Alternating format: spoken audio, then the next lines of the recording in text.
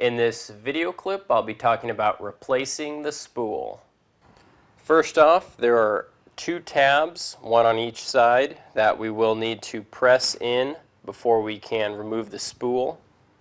Next, we can pull that spool cover and spool housing out of our trimmer.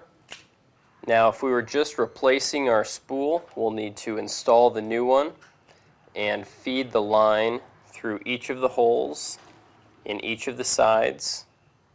Once you get the line fed through the holes and the spool back in place, you can replace your cap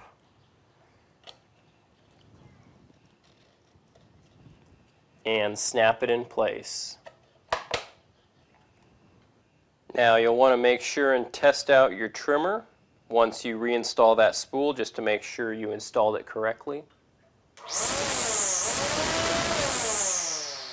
And everything seems to be working properly. Hi, this is John on behalf of Expert Village. In this video clip, we'll be relining our trimmer.